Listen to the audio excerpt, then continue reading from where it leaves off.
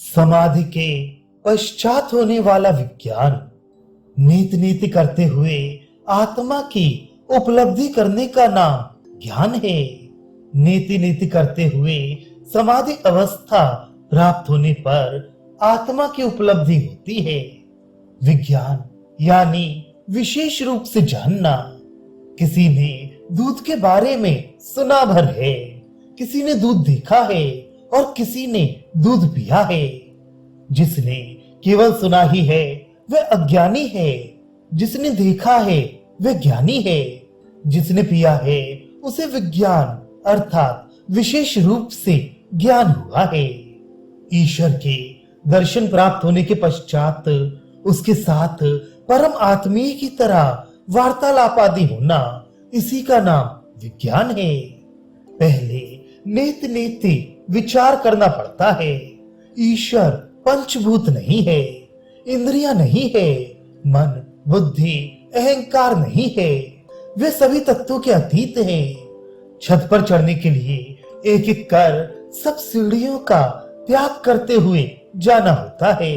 सीढ़ियां छत नहीं है, किंतु छत पर जा पहुंचने के बाद दिखाई देता है कि जिन ईंट चूना सुर्खी आदि वस्तुओं से छत बनी है उन्हीं से सीढ़ियां भी बनी हैं। जो पर ब्रह्म है वही ये जीव जगत बना है। 24 तत्व बना है। जो आत्मा है वही पंचभूत बना है।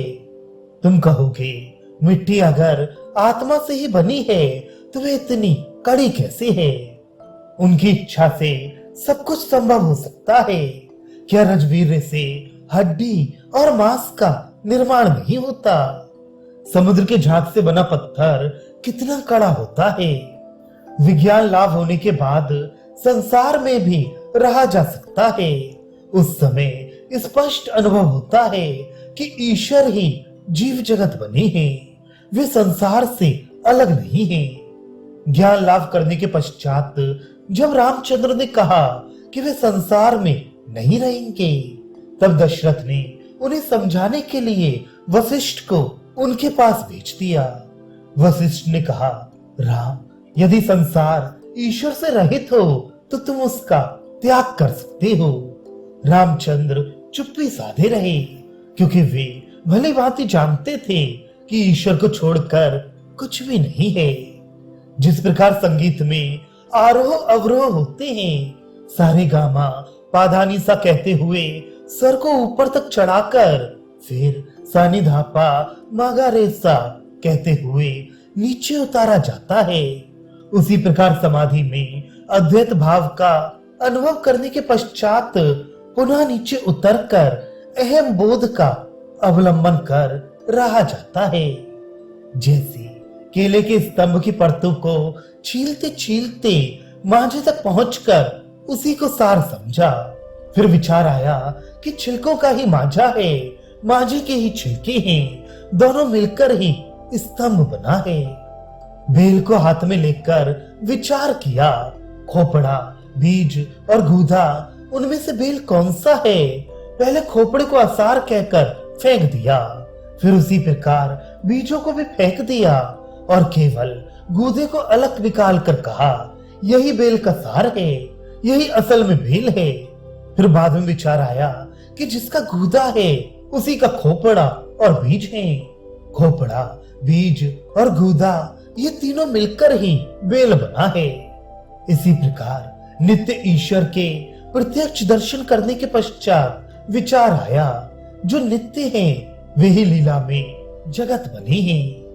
एक बार श्री रामकृष्ण ने श्री नरेंद्र से पूछा, तेरे जीवन का ध्येय क्या है? नरेंद्र नाथ ने कहा, सदा समाधि में मग्न रहना। तब श्री रामकृष्ण ने कहा, क्या तू इतना क्षुद्र बुद्धि है? समाधि के भी पार चला जा। समाधि तो तेरे लिए कुछ भी नहीं, उससे भी ऊंची अवस्था है। किसी दूसरे व्यक्ति से उन्होंने कहा था, भाव और भक्ति ही सब कुछ नहीं है। और एक समय श्री रामकृष्ण ने श्री नरेंद्र से यही प्रश्न पूछा।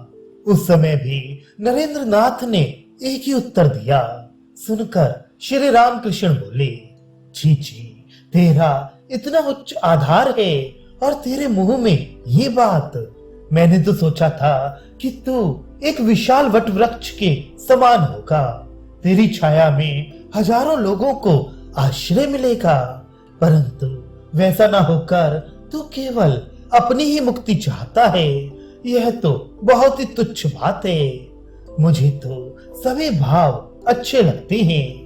मैं एक ही सब्जी को कभी उबाल कर, कभी तल कर, कभी उसकी चटनी बनाकर, तो कभी रसेदार तरकारी बनाकर खाना पसंद करता हूँ। मैं समाधि में निर्गुण भाव से ईश्वर का अनुभव ग्रहण करता हूँ, फिर उनके विभिन्न रूपों के साथ विभिन्न भाव संबंध स्थापित कर आनंद का उपभोग करता हूँ।